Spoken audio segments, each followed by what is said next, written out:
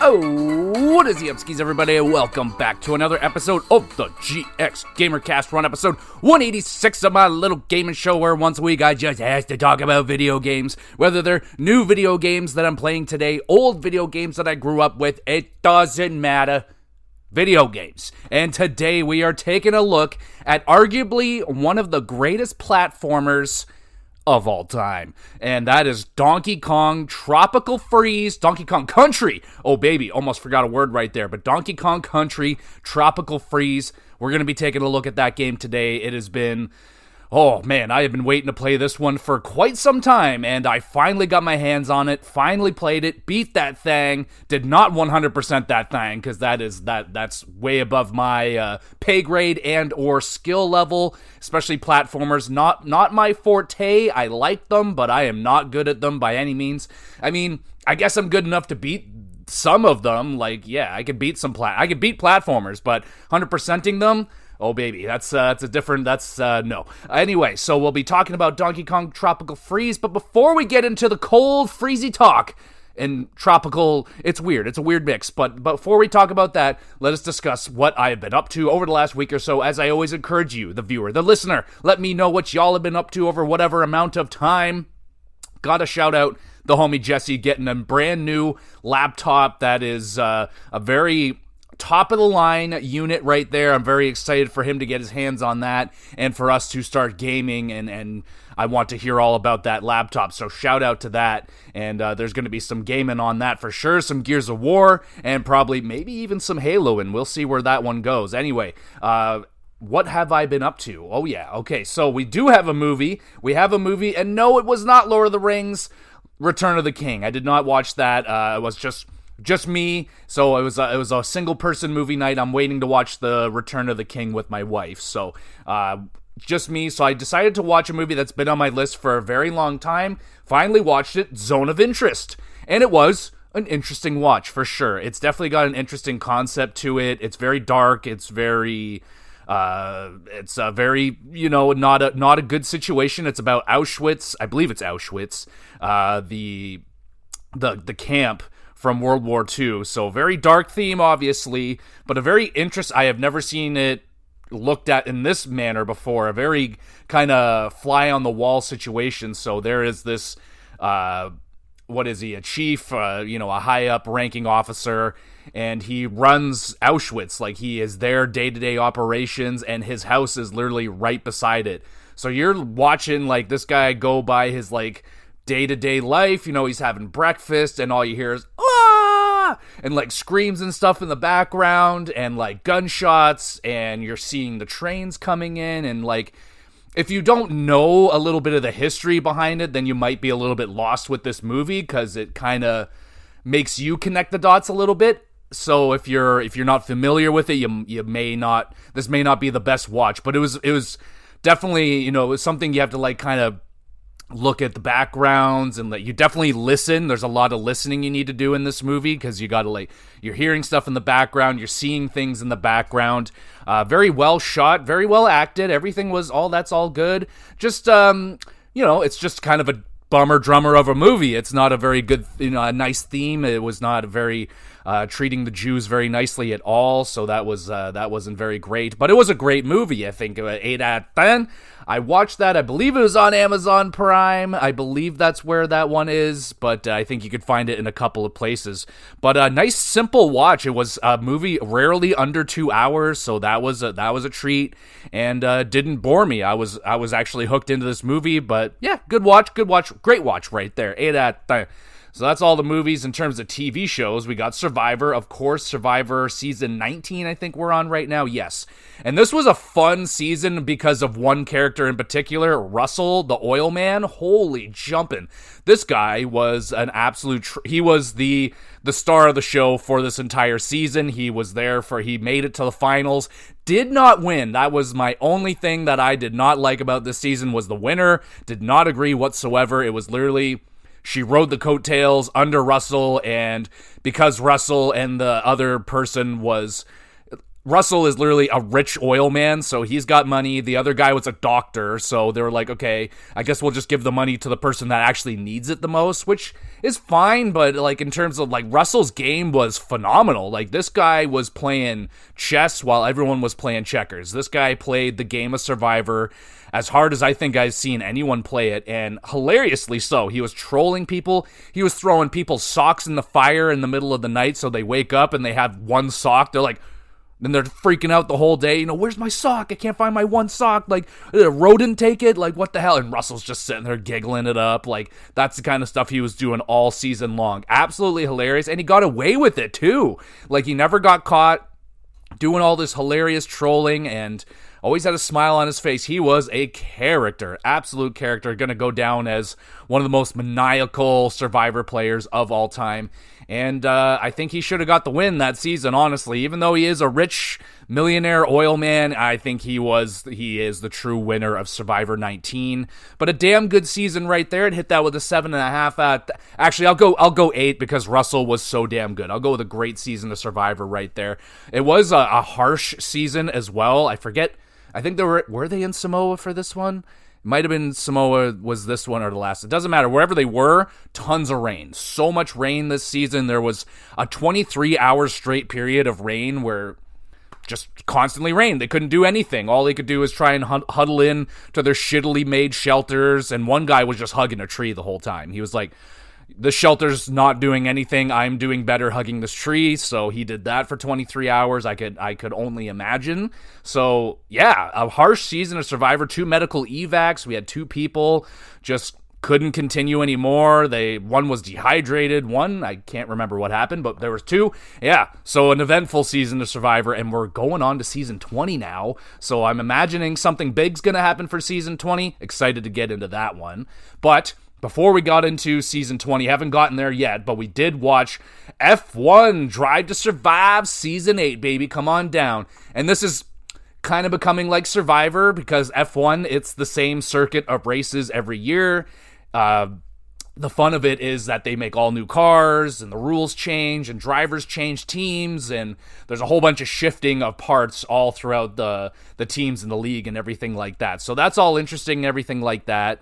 And of course the stories, but the way that the season is built, Drive to Survive, it's kind of the same formula to be, for a pun right there, if you will, Formula One formula. Anyway, kind of the same formula season after season. It's a great formula, works every time, but now I'm on season 8 and I kind of know what to expect out of it. Now I don't watch F1, so I don't sit there and know what's happening. I get my F1 info from F1 Drive to Survive. That's how I get my info. It was a pretty damn exciting season. There was some serious drama with Red Bull going down out there, some shifting of parts, and some just cutthroat nature in F1, and a very big change in the tops of Red Bull. That was quite the shock right there. Can't wait to see what happens in the future for that particular someone, a very well-known someone in the Drive to. I'm trying not to spoil anything, but that was huge. The race for the trophies obviously was actually awesome. It was very close. Some season it's like a runaway. Like for a while there, it was Red Bull all the way or Mercedes all the way. Like no competition in terms of first place and stuff like that. But it was a competitive season. New drivers, they're getting incredibly young, man. They're getting very young. We're talking like these kids are 18 years old and they're driving 300 kilometers per hour, 1 inch from a wall, and it's just like baffling. Like holy crap, like. You gotta have some balls. You gotta have some balls to get behind the wheel of an F1 vehicle. I can barely get behind the wheel of my own vehicle. I'm just kidding. I'm fine. But go-karting is actually really fun. That's how you get into F1. You start from go-karts and you just work your way up to F3, F2, and so on and so forth. But yes, another great season of F1. 8 out of 10 for season 8. And definitely check it out. F1 wasn't even a blip on the radar for this guy right here until F1 Drive to Survive showed up, and now I still don't watch it, but I love this show. So there's that. But regardless, if I don't know, I just don't follow it at all, so it's just not really a thing that's covered here in Canada, unless they do the Canada circuit, whenever they come for the Canada circuit, then I guess there's a little bit of hype around it, but not a lot of coverage for that kind of thing here in Canada, at least I don't watch it anyway. But regardless, great season, and let's talk some video games. Oh my goodness, I have been busy with video games, so we got Borderlands 3, Jesse and I finished that one off. A really good time. Thank goodness I had Jesse there with me because it was okay. It's tough. I had a hard time scoring this game. I'm falling somewhere between a 7 and a 7.5. It was a good time, not a great time. It definitely wasn't a great time in terms of the gameplay. Like it was the mission structure was pretty weak. Like there was not a lot of memorable missions whatsoever. The story was pretty bleh. The characters were pretty bleh. It definitely didn't have the charm of Borderlands 2, and but the gameplay was there. I will say the gameplay was there. It's just, it wasn't as rewarding as previous Borderlands. Like I said, talking about this game, we got some really incredible weapons early on, and from there, we just weren't picking up weapons on a constant basis. It was kind of like, it took a long time to get that weapon replaced, so I was just stuck on my one weapon for a long time, and I had fun with that. I ended up getting this Doom shotgun that was incredibly fun. It literally made a guitar chord every time I shot the weapon, so every time just and I was like, that is pretty fucking awesome. I wanted more of those moments, and that's like the whole basis of Borderlands, the loot and shoot gameplay. That's the whole concept, baby, is that you're shooting, you're looting, you're getting new guns constantly, and I just wasn't quite getting that in Borderlands 3. So definitely not the best Borderlands out there, not the worst. I liked it more than pre-sequel. I think pre-sequel is the weakest of the bunch that I've played. I still haven't played Borderlands 4, of course, but Borderlands 3, it was nice to finally take it down. I've been waiting to play it for a very long time, and scratch the itch. It definitely was a Borderlands game. If you're familiar with them and you really want to play one, can't go wrong with Borderlands 3. You get it dirt cheap because the fourth one's out. It's always been dirt cheap.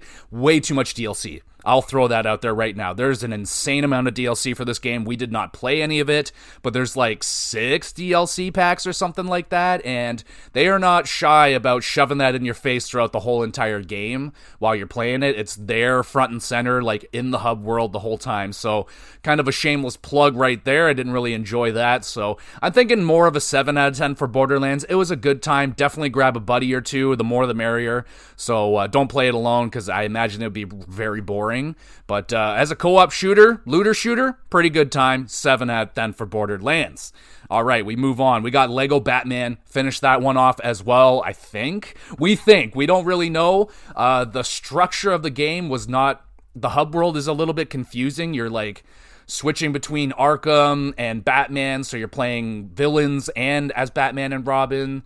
So I was just like questioning it the whole time. I'm like, how are children supposed to figure this out if us two adults are having a tough time figuring it out, like where to go and how to get to the next mission? Regardless, I think we figured it out. We played the 10 campaigns, I think there were, or maybe 8, something like that. So I think it was about 10 hours. That's how long it said to beat. And so we moved on to Lego Batman 2. I must say about the Lego Batman games, great music. They have a great source to go off of. Batman movies have great music. Danny Elfman has been behind a lot of them. The more recent Batmans always had a great soundtrack, so they have a lot to pull from. And I think they nailed the soundtrack in the Lego games. Very, very good. A good Lego game, Lego Batman 1. A little old. It's definitely of that older genre of first-gen Lego games, which... we're fine with. We prefer them a little bit more linear, very collect-a-thon-y. There's so much shit to collect and to go back and collect. So if you have some young children, you need to keep them busy. Throw a Lego game at them. That'll keep them busy for at least a weekend so you can get some shit done. You know what I'm saying? Regardless, Lego Batman 2 now we have moved on to, and already I'm seeing huge improvements. We've moved on to the PS4 genre now, and you got the split screen, you got fully voice-acted cutscenes now. I'm like, oh, fuck yeah. It's not quite what I was hoping for. I was hoping for that very Lego Batman movie humor in there, and it's not quite hitting that, but it is still Lego, so it's charming, it's cute, it's funny, it's making me giggle a little bit, but I was hoping for some big laughs like the Lego Batman movie. Regardless, Lego Batman 2, good time right there. You can't go wrong with a Lego game, playing it with a significant other or sibling or friend. It's always going to be a good time. I know exactly what I'm going to get when I play a Lego game. They're very, cut and paste, kind of the same thing every single time, but a different theme. And it really helps if you like the theme. If you like the theme, fuck yeah, we're playing a theme that I like right now in Batman. I'm a Batman guy. I like Batman. Who doesn't like Batman? Come on, it's Batman. And that's been a good time. We got this has been a year of retroness for me. I am going back and replaying a lot of games, seemingly so this year. Went back and played Gears 2. Jesse and I have been playing that. I'll be doing an episode, I believe, on Gears 2. If not Gears 2, it's going to get paired together with a best sequels of all time episode that I got built up there, so it's going to be one or the other. Once I finish it, look over the notes, see if there's enough there for a full episode. I still want to play some Horde mode, so that would be really cool if we can get into some of that. Just waiting for Jesse to get his PC and get all hooked up and ready and everything right there. So we're just waiting to finish that one off. Ladies and gentlemen, I have gotten back into a FromSoft video game. I don't know if I'm ready to reveal that right now, what game that is, but there will be a FromSoft episode coming. So if you don't know FromSoft, that's the Souls game, Dark Souls, Bloodborne, Elden Ring, Sekiro. If you follow along this podcast, you might have a good chance of guessing which one it's going to be, but for now, we'll keep it a secret. But I am playing along right now, deep in there. I am deep in there, and I must say, I am having a hard time. I am getting my ass kicked. The first 2 hours I was like regretting it a little bit. I was like, holy shit. Like, I was doing really good until I died the first time, and then I just couldn't stop dying, and I was just like, the floodgates were open, and I was just dying to everything. I was like, oh man, like what is going on right now? But I'm having a blast. It's taken me a little bit to get adjusted because I played some other games, and it's taken me a little bit of time to get adjusted to this play style, but that's your hint right there. But regardless, I'm in there now, gotten, I think, 4 or 5 bosses down now, so yeah, we're in there. We're in there, ladies and gentlemen, so that'll be a very fun episode to do. I've been waiting to do it for a very long time, and that'll be awesome. Also, I picked up Pokemon Leaf Green. I couldn't help myself. It was $30, which I know people are up in arms about. Some people are pissed off about the $30. I'm like, yo, that's... honestly, I think that's Nintendo throwing us a bone right there. They could have easily charged 50 plus. They could have charged whatever the fuck they wanted, honestly. It's a Pokemon game, so people are going to buy it regardless of price. I know people wanted it, for free. Don't we all?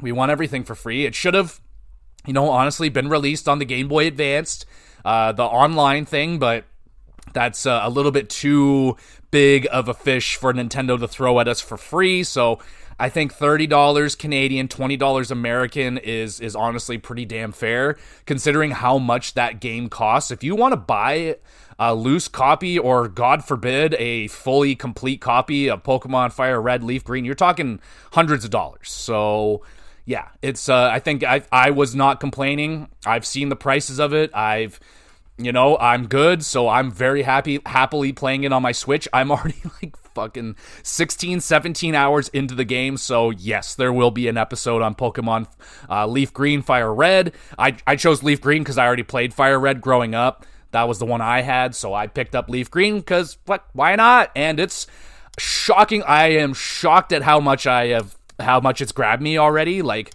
it's just a nostalgia kick for me. Like, I'm just like, oh man, I like remember certain things. I'm like, oh, this is where I got that. That's where the flute is. That's where the freaking HM this is. I'm like, oh man, I remember this game a little bit still. So that is that's a lot of fun. And yeah, so we're gonna do an episode on Pokemon, of course, because why not? That was one of the first episodes I ever did, was Gold and Silver. I think it's episode 11. So you can go back and listen to me ramble about that is my favorite Pokemon game of all time. Is Gold, Silver, Leaf. What the hell is it called? Soul Silver and Heart Gold or whatever. That's my favorite one. That's just my favorite Pokemon game. But this is my genre. This is my generation of Pokemon. Is the OG original 151. That's what I was born into. That's what I grew up collecting. The cards. I have finally sent out my Charizard to PSA to get it graded officially. So I'm I will be waiting patiently to get that card back. It's not going to be coming back anytime soon, so it's there. It's getting graded now, but it's going to take a while. But finally getting that done, that's probably my most prized possession, is that card, and finally getting it graded feels pretty good. So there we go, everybody. That's everything I've been playing. Let me know if you picked up a copy of Leaf Green or Fire Red. Which color are you? It doesn't really matter to me, because it's just a money grab. It just makes me angry that they do it like this, and then they always release the third, the basically the Game of the Year version, where it's both versions combined into one. That's usually what I would wait for. Would just wait for that freaking Pokemon to come out, because I just know better. That's just the way they release them. But yeah, but it's pretty good when you have it's good for siblings, and that's what I had. My sister and I played Pokemon growing up, so we would always get the opposite, and then we could swap Pokemon. It was a good time. Regardless, my buddy Billy actually picked up Fire Red. He's the one that honestly got that ball rolling in my head. He sent me a Snapchat of him getting a Charizard. I was like, oh shit, here we go again, CJ. So there we go. I bought Pokemon, started playing the shit out of it, and it's such a good time still. Can't wait to talk about it in a very soon future episode. So there we go. Let's get into talking about one of the best platformers of all time, but is it the best Donkey Kong Country in the franchise? We will discuss that. Let's get into it, talking about Donkey Kong Tropical Freeze.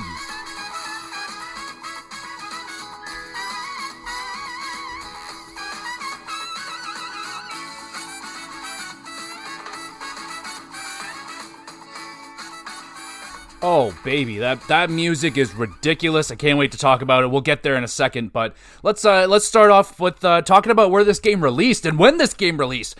February 13th, 2014. So this game is already over 10 years old, and it does not feel like it. It feels like it released yesterday, honestly. Feeling the way that it plays, the way that it looks, like Nintendo could have released this game yesterday, and it still would have probably hit the same scores across the board. Because it holds up so well, and it still looks so good. Oh, yeah. But 2014, and released on the Wii U. Who out there, besides my buddy Billy, because I already know the answer, who out there has a Wii U? That's a shame. Okay, well, not a lot of people bought a Wii U. The very few that had a Wii U, they defended it as best as they could, but they probably admitted defeat at some point as well, because that thing just wasn't supported. And sadly, that's a sad thing, because it was without the Wii U, we don't get the Switch. And yeah, we know everything. We know all about the Switch. I have a whole episode on the Switch. You can go back and check that one out. I just had to go all out on the Switch, because I really adore the system. I love what they've done with it.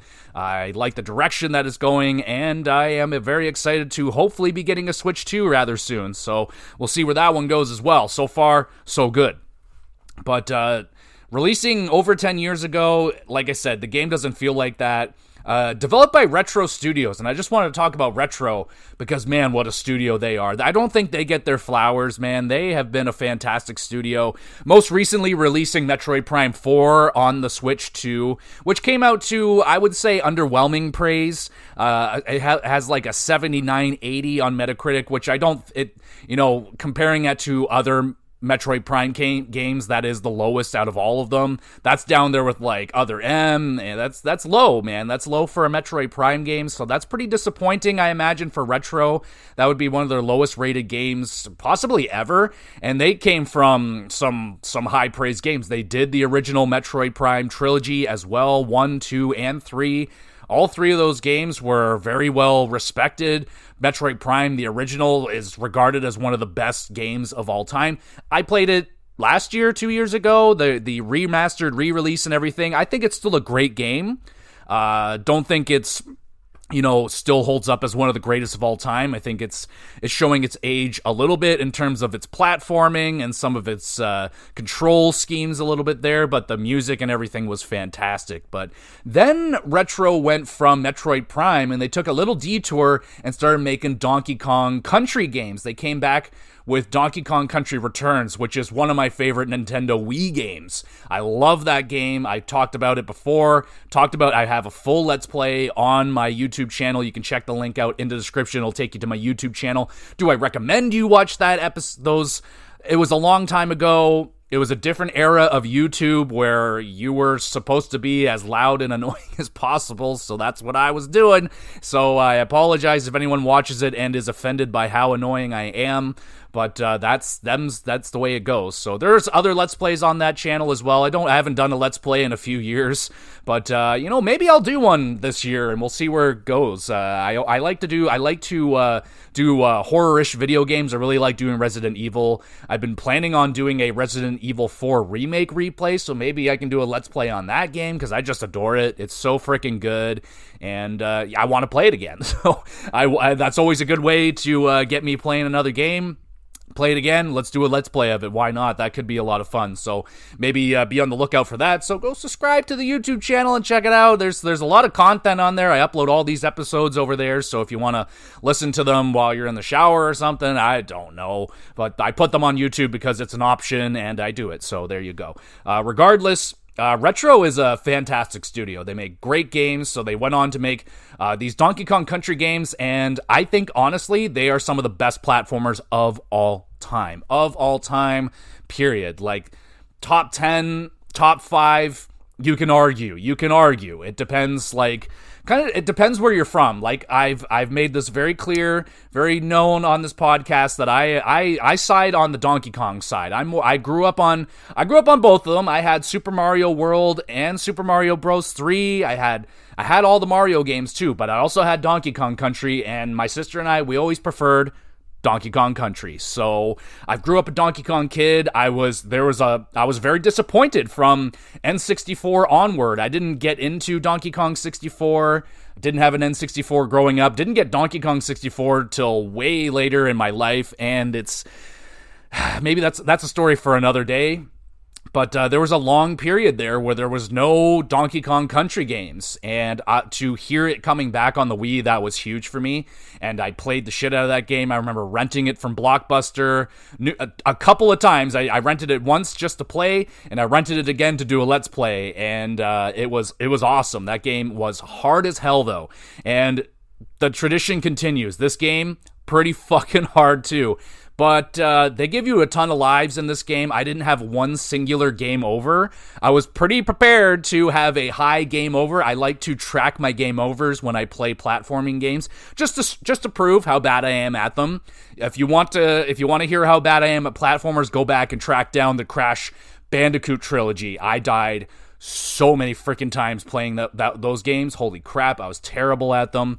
But Donkey Kong Tropical Freeze, yeah, I probably died like 100 times, but 0 game overs because they give you so many 1-ups. You get so many balloons. And yes, this is the Funky edition. Did I play Funky Mode? No, I didn't play Funky Mode. I just played the original mode. And Funky Mode just makes the game a cakewalk. Basically, you get a double jump, you get like way more hits, it just makes the game much easier. So if you want, this is what I would absolutely give this to my child if I had a child. But like, here's the Funky Mode. Go out there, learn about platformers. This is one of the best ones out there. It'll teach you all about platforming. It'll show you the way, and it'll ramp up the difficulty. And when you're ready, you can go off of Funky Mode and play it the original way and kick that game's ass. Because, like, oh, hell yeah. It's one of those games, like, it's very hard the first time, but once you, like, beat that level that you're stuck on or that boss that you're stuck on, you get through, you get it, and it gets stuck in there, and it's no problem. So I remember having the same issues with Donkey Kong Country Returns, it being very difficult, and I'm dying a ton of times, but I'm having a ton of fun. So let's get into it, y'all. Let's get into the discussion. Let's talk about the graphics of this game. So bright and colorful. Like I said, this game could, if they release this game on Switch 2 with up-resed 4K graphics and shit like that, this game looks fantastic. I always love the art style and I mean, it doesn't look like it did on Super Nintendo. That was a very unique art style, which still holds up today. Still looks freaking awesome. And I think this is going to be a game that lasts a long time. Like, it's 12 years old now. It still looks great. I think you can tack on another 20, 30 years. This game is still going to be looking good. And this is a game that's easily going to be ported again and again to the next Nintendo Switch console, because all they got to do is up-res the graphics to whatever gen they're at. Boom. Still plays amazing. The level design, forget about it. unbelievably great looking game. Lots of color, lots of oomph, and a good amount of variety. They're going through a lot of tropical areas, but they added to freeze. I guess I forgot to mention that. The little bit of story that there is to a platforming game. Donkey Kong has his bananas stolen. It's the same thing as Mario having Peach stolen from him. Donkey Kong and his bananas. Same situation. But some fucking Viking walrus douchebag shows up and he like freezes the island along with stealing the bananas. So Donkey Kong's just like, oh hell no, dog. You ain't be pulling that shit on my island. So off he goes with his friends. Of course, you get a newcomer in Cranky Kong. I don't know if he is a newcomer. I don't remember playing as him in the first one, but regardless, he's here now. So that's cool. We'll talk more about that in the gameplay. But in terms of the graphics, I'm playing this on Switch 1, so I'm still playing it on Switch 1, don't have a Switch 2 yet, and didn't really have any problems other than there were some loading times. There are loading times in this game, not egregious. I wasn't sitting there for like 30 to 60 seconds or anything like that, but there are load times. The odd frame rate dip here and there, but other than that, the game still looks really good though. Like in terms of like some other effects, like they have the fur on Donkey Kong and some of the other enemies actually still looks really crisp, still looks nice and fluffy and everything like that. So I was impressed, man. This game holds up very, very nicely. Got the HD upgrade and looking fantastic. Now we got the sound design. I got to talk about the music, bro. So growing up on the Donkey Kong Country games, obviously the music means a lot to me. I grew up on that soundtrack. I still listen to this soundtrack. I will turn that soundtrack on every now and again on Spotify, and I'll just get the chills hearing the what is it, Suckerbush Symphony or whatever, especially the underwater music as well, and just the overworld music. Dun, dun, dun.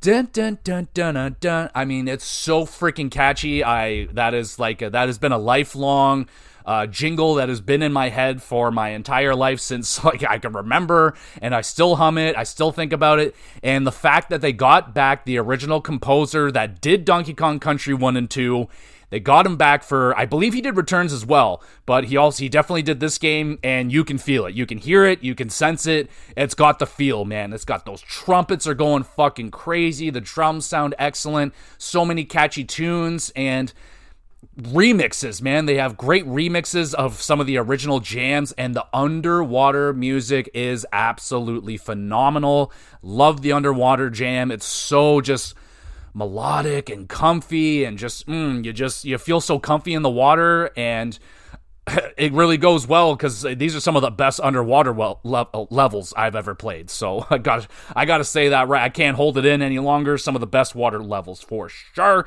But the music, oh my goodness. The boss music as well is awesome. A lot of like shredding guitars and stuff like that. It reminds me of Donkey Kong Country 2 with the guitars that were thrown in there, but it's just like, so much more modern and more care put on. I'm not going to say there's more care. There's just more tools available to him now that he could play with, more instruments, he can add more layers and everything like that. The music is fucking incredible. So that is definitely going to be in competition in the Xyz. It's going to be a hard one to take down because it's got the nostalgia.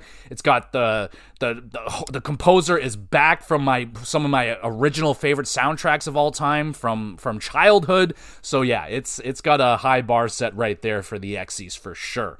Let's talk about the gameplay. So like I said, you're controlling your favorite monkey, of course, Donkey Kong, but he's got his friends with him. Now, you don't control anyone else other than Donkey Kong in Returns, unlike Donkey Kong Country OG, like on Super Nintendo. You can actually switch out and be different monkeys. Not in this one. In Donkey Kong Country Returns, they just chill on your back. So they're like an extra boost. So you get 3 different monkeys. You got Diddy, not that Diddy. You got the good Diddy, and Dixie, and you got Cranky. So Diddy has the jetpack hover, extremely useful. Basically, just he'll hover you for an extra few seconds in the air just to adjust a jump, make extra long jumps super duper easy. Love Diddy, the good Diddy. And then you got Dixie.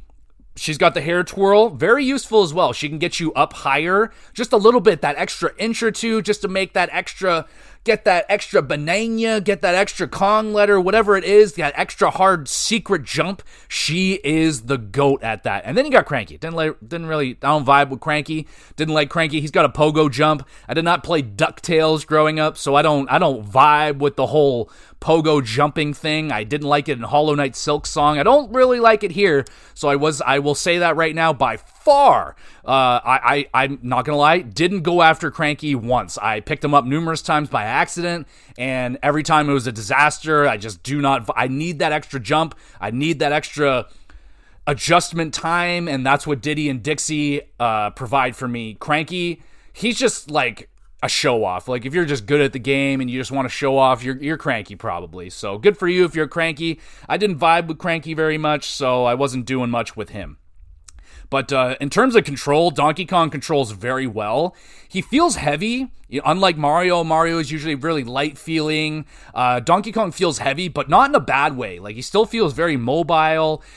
He doesn't quite have the precise control of a Mario game. I will give Mario the edge here. The control is better in a Mario game, how you can like adjust your jumps mid-jump. It's tighter in a Mario game than it is a Donkey Kong Country game, but it's 1A, 1B. It's very, very close, but I did notice that, there were some jumps that, I go out there halfway and I'm like, ooh, I want to make an adjustment, or I'm not making this jump, and sometimes you just can't make it back as Donkey Kong because he is a little bit big, he's a little bit bulky, definitely more bulky than Mario, but if he didn't feel the way that he felt, it wouldn't feel right. You're this ginormous gorilla monkey, and if he didn't feel a little heavy, a little weighty, it wouldn't feel right. I think they nailed the feel of Donkey Kong. I think they nailed it in the first game. They just refined it in this game. It feels fantastic. He can roll, he can jump, he can smash his palms on the ground to weaken enemies and stuff like that. So he feels good, and he has that extra long jump. If you roll and jump at the same time, gives him that extra long jump. Honestly, I play my best when I'm just Donkey Kong. I play reckless when I got a monkey on my back because I feel extra safe. And honestly, I clutch in when it's just Donkey Kong. So I feel very comfortable with Donkey Kong. I know some people don't like him, don't like the weighty feel of Donkey Kong. If you're especially a stickler and you're a Mario person, I like them both, but I'm fine with Donkey Kong. But in terms of level design in Tropical Freeze, it is some of the best I've ever played, man. It is so much fun. There's so much variety. They're fast-paced. The levels flow so nicely. Like, it must be a treat to... I'm not good enough to, speed run these games. If you got these games down... Like, I was pretty good at Donkey Kong Country Returns, because I played it a couple of times, and then I Let's Played it, so I had my runs under my belt. So there was a few levels I can make my bitch. But in this game, there's some really beautiful flow, and just the way these levels go, they're nice and fast, but there's so much they're very, very meaty levels. Like, you can get through a level, if you just want to run through it, you can get through it in a minute or two. If you just fly through it, no problem. But there's so many secrets to each level. The Kong letters you're collecting, the bananas, you got to collect the bananas, and the coins, and there's just, every level has a lot going on, and every level has a bunch of secrets in it. Like, we're talking...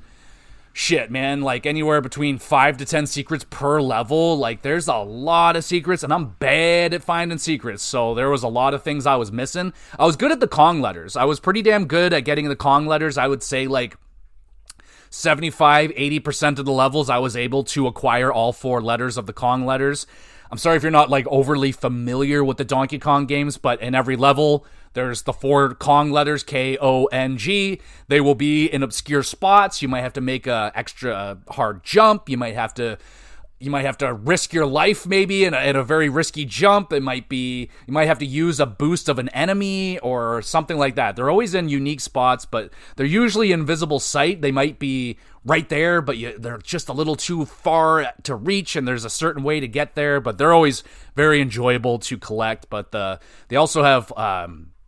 I'm thinking of Lego. They have not mini kits, but there's like pieces of puzzle. There you go. Puzzle pieces that you can find, and they're very well hidden. I was struggling to find them. I was like, at best, I'm finding like 5 out of 9 on a level. I'm like, ooh, I found 5, but I still left 4 out there. So I'm like, holy crap, like there's a lot of depth to every level, and let me tell you about the variety, man. There is such good variety. It's not just your classic go right until you hit the end, like no. There is some of that, of course, but you got auto-scrolling levels. My personal favorite, the minecart levels, of course. If you're a Donkey Kong Country person, you know what I'm talking about. They're generally the most praised and remembered and loved levels are the minecart levels, and they're back and in full force in this game and better than ever. They got so much depth to them. They have the jet rocket levels, which are also a ton of fun. Very challenging, so you get yourself on a barrel rocket and you gotta like tap the A button like to get yourself up and down in the air. You have to like keep yourself in the air. If you don't press the A button, you're just gonna crash down, so you gotta like hold and tap the A button to get yourself through obstacles. It's a ton of fun. They're very, very challenging.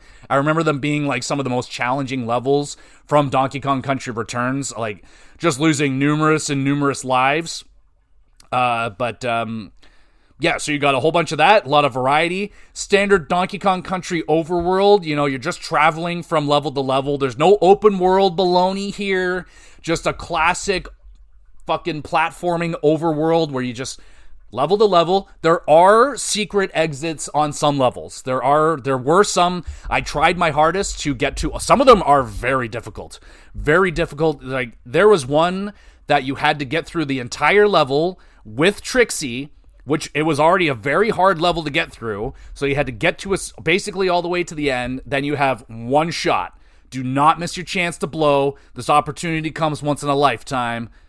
But seriously, you have one chance to make this jump on an enemy, and then you gotta get to that height with Dixie, and I could not do it. I tried like at least 7 times, and I'm like, you know what? Not good enough. Just not good enough. I don't have time for this. This is why I don't 100% games, because I'm like, the tediousness, man. The tediousness of 100%ing some games, man. Like, it's just not for me. I just like getting through what I get through. Like, I find what I find.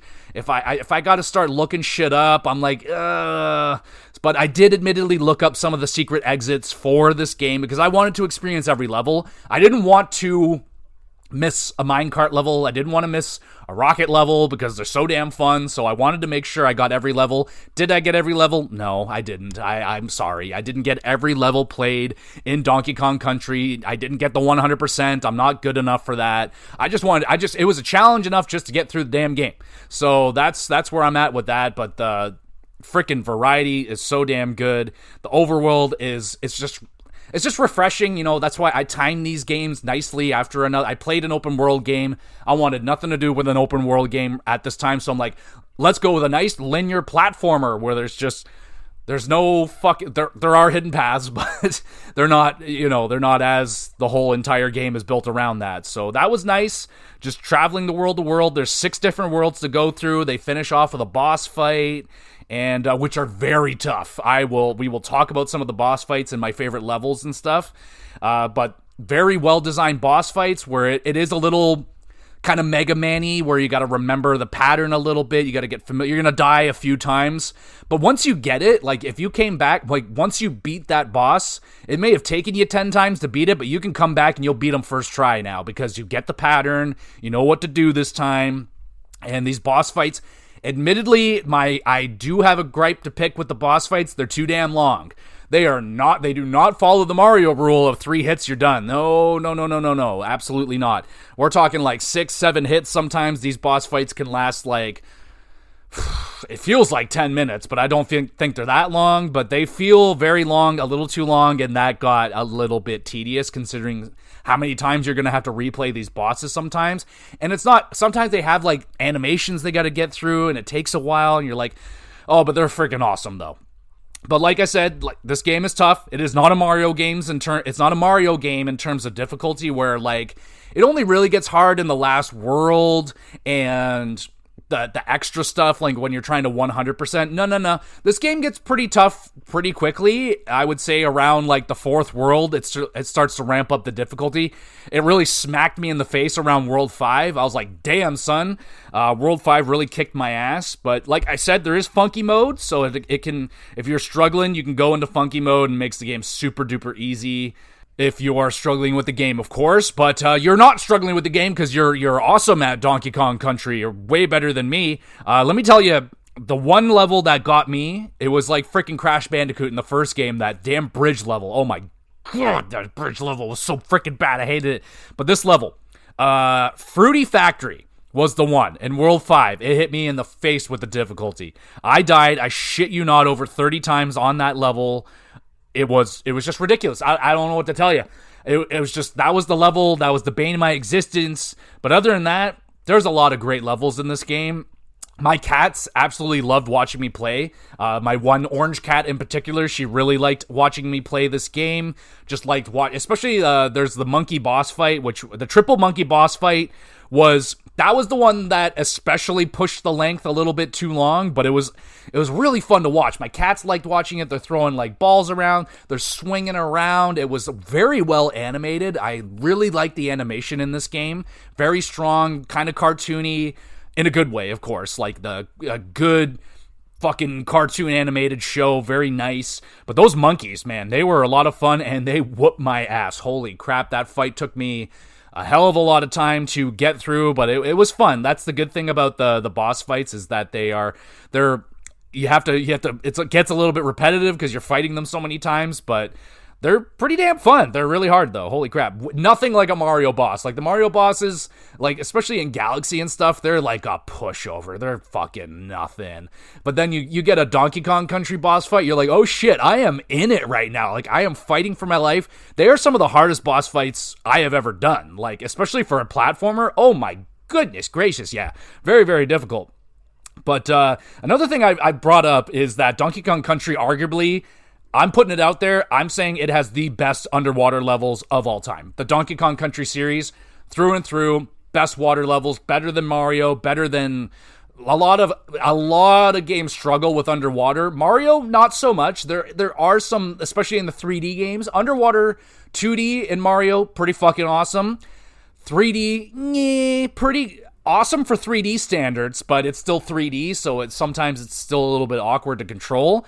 Donkey Kong Country, they're actually dope. Like, they're actually freaking fun. Like, I actually look forward to the underwater levels. I don't dread them like I do in every other platformer, because they just don't feel good. They make you slow down. You're generally fighting for air all the time. And in Donkey Kong, they give you tons of air. You move fast. There's like, the enemies aren't fucking annoying down there. There's fun collectibles. Even the boss fight was good. There's an underwater boss fight in this game. Even that was fucking good against a giant blowfish. Like, what the fuck? I wasn't expecting anything. I was like, this was good. That was a good fight. That was fun. I wasn't annoyed by the underwater elements of it. Like, do I even need to bring up the water temple in Legend of Zelda Ocarina of Time? People fucking hate that thing. Not necessarily, I mean, yeah, it's mostly because of the water. The water's a pain in the ass. You gotta raise the water levels up and down. It's fucking bullshit. If you've done it, it's not so bad, but if it's your first time, it's fucked up. It's fucked up. And we're not talking about that. But the water in Donkey Kong Country, give me a game that's better. If there is, I probably haven't played it. Like, I haven't played Celeste before. I know that's like a really highly coveted platforming game. Don't know if there's any water in it. I don't think so. It looks like a snowy game, like you're climbing a mountain. So I don't know if there's going to be any water in that. But fucking give me a game that has better water levels than the Donkey Kong Country games. And on top of that, bonus marks if you can find a game that has better underwater music than Donkey Kong Country. Come on now. Come at me with that shit. So that's what's up with that.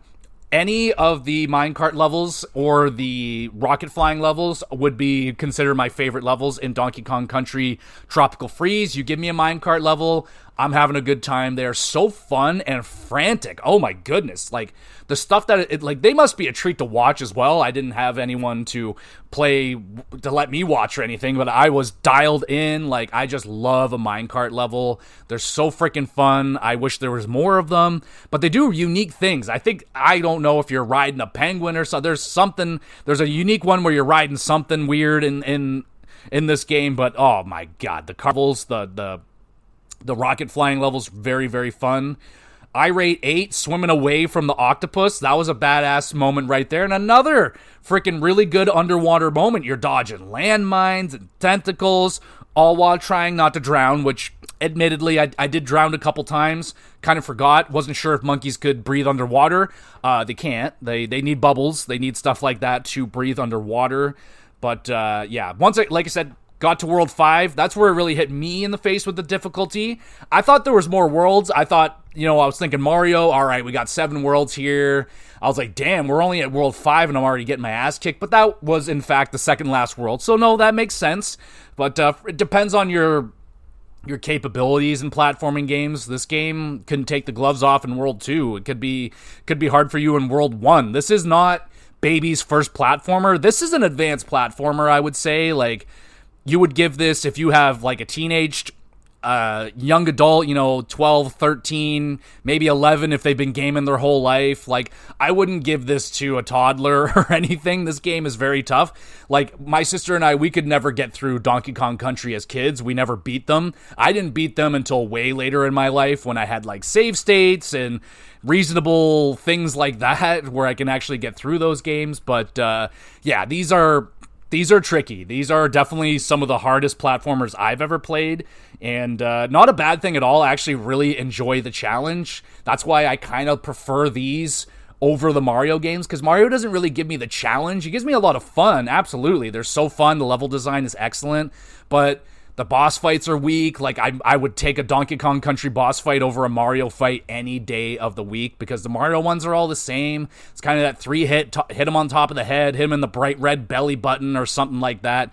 Not in Donkey Kong. Donkey Kong, you gotta figure things out a little bit, like the freaking, oh man, what's the polar bear boss fight? Oh man. Animation was fantastic on that one as well, and he's kicking the little ice cubes at you. He looks so fucking good. Music was pure guitar shredding the whole time. Just, you're like, oh my god, this is amazing. That fight was so dope. Didn't take me numerous times, but, and again, that was another boss fight that was pushing the limits on just too damn long a little bit right there. But again, I prefer the challenge. I liked it. It looked awesome. I loved fighting this guy. He was a lot of fun. The only thing I wasn't a fan of, there was this one or two levels where you had to like pull up ships out of the water, and it took Donkey Kong like a few seconds to pull it up, and it just slowed down the whole entire level, just ruined the whole entire pace. And there was a volcano dome, the walrus boss fight. I'm struggling right here. On the volcano dome, there's a walrus boss fight. Also pain in the ass, because there was an insta-kill lava situation going on right there. And there's another boss fight that was very, very long.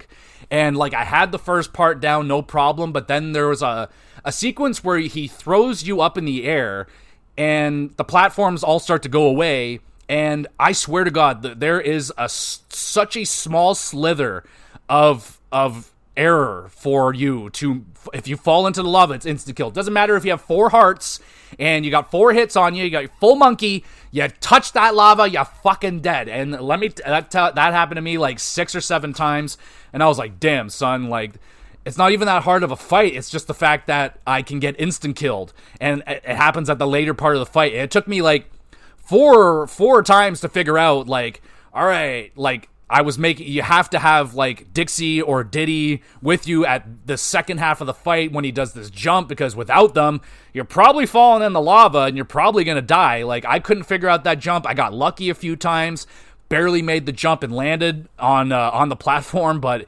that was some tricky shit. Didn't really like that. Other than that, those are the only 2 levels that I didn't like out of the fucking, who knows, 30, 40 levels that are in this game, and the boss fights were all really good except for that one.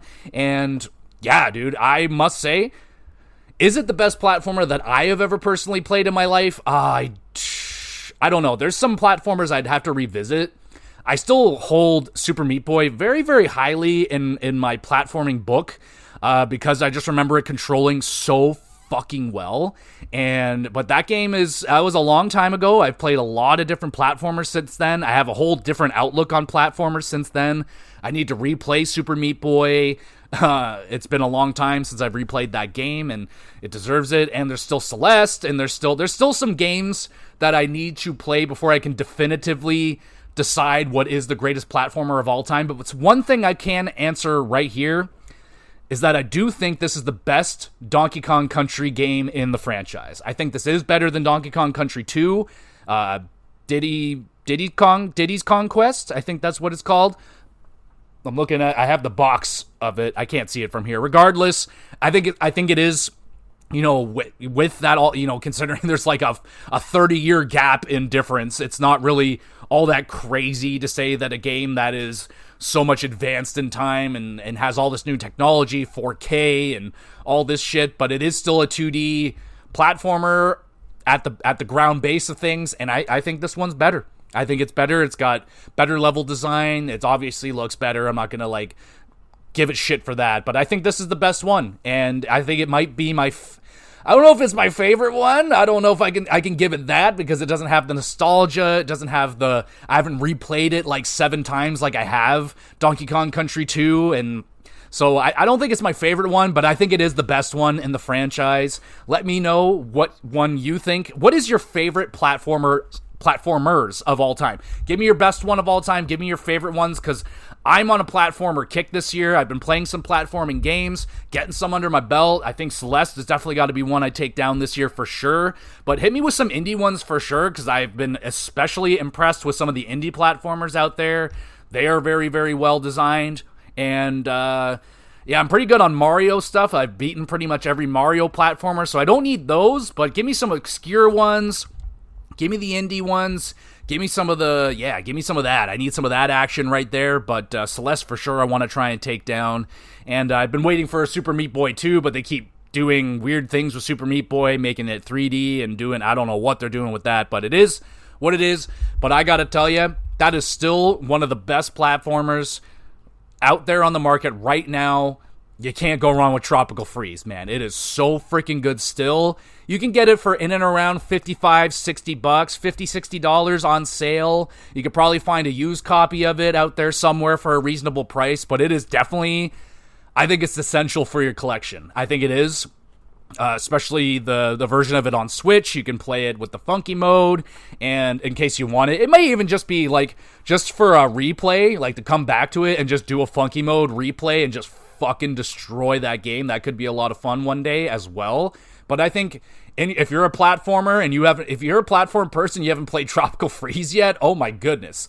That's all I hear. I hear a lot of praise about Tropical Freeze, especially on my video game daily that I listen to, Kind of Funny Games. They talk very, very, very highly of Tropical Freeze, and I see why now. I absolutely understand it. I think it is without a doubt better than Donkey Kong Country Returns on the Wii.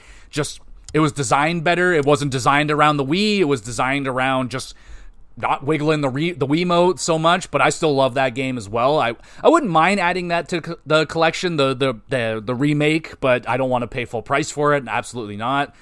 Even though it probably is worth it, it's just I've already played it before, and I would pretty much want it just purely for collection purposes. I would definitely replay it. No, I would replay it, but I don't need it because I got Tropical Freeze, and that is one of the best platformers of all time, and for my money, the best Donkey Kong Country game of all time. So there we go, everybody. Hit me with your favorite platformers and some of the best ones out there. Some recommendations for me would be awesome. Please and thank you. And thank you so much for listening to this episode. You are awesome. You are so awesome. But you can be even more awesome if you rate this podcast, review it, share it with your friends. Go check out the YouTube channel. And man, I would appreciate that so much if you do all that. And that'd be awesome. And go check out some of the older episodes. They age like a fine wine. You can listen to any of these episodes. Huge backlog. You can start from episode 1 and work your way all the way up to 186 or 80, whatever we're going to be at by the time you get through the whole backlog. They age very nicely. You can listen to them anytime. They're not of the moment topics. They're just me talking about a video game or a video game topic, and yeah, it's a lot of fun. It's a good I'm trying to it's a good podcast. You can't call your own podcast a good podcast, but thank you anyway, regardless, for listening. You're awesome. I got a lot of plans for future episodes here. We got Gears of War 2, best sequels of all time. We got favorite characters of all time, video game characters. Did I already do that one? I may have already done that one. I can't remember. We got Pokemon Leaf Green. We got the From Software game, the mystery From Software game that I'm playing right now. We're definitely going to be doing an episode on that one, because that is one of the ones I wanted to do when I first started this podcast. But I was waiting for something to happen. it hasn't happened, doesn't look like it's going to happen, so I'm like, all right, I'm just going to replay it. And there's another clue for you if you haven't figured it out by now. I mean, I don't know what to tell you, but yeah, so there's a lot, like 5 episodes in the docket ready to go. They're not recorded by any means yet, but I have the next 5 episodes like locked in what I want to do, and by then I'll have other games played and other topics to talk about. And always hit me with a topic. You want me to talk about something like, I'm not really good at like worst stuff, but I can look up some stuff, worst. I was looking up worst sequels of all time, but there's not really a lot of meat on that bone, especially games that I've played. I don't play bad games. I do my research before I purchase a game or put my time into something. I want to make sure it's something that I'm going to like. And thankfully, we're in such a fucking market where there's so many games. I have so many to choose from. And yeah, that's how you create a backlog of hundreds of games that you got to play. So there we go, everybody. Thank you again so much for listening. Go check out the YouTube channel and be back again with some more GX Plus Cast. Or we can be back right now. Hello, everybody. Welcome to the bonus section, the piece that I forgot to put in the podcast where I wrap everything up and I score the game and I tell you the pros and the cons and everything. What the fuck? I completely forgot about it. I'm editing this episode and I'm like, man, I completely forgot that portion of the topic, and I couldn't find a place to cut. So I'm just going to throw it here at the end. Sorry if you're missing it, but, well, if you're still here, you're the freaking best if you're listening to this part right now. Like, oh my goodness, thank you so much. Okay, so let's wrap this game up. Let me give it a score and talk about the cons and the pros and everything like I usually do, and we'll set you on your way properly, okay?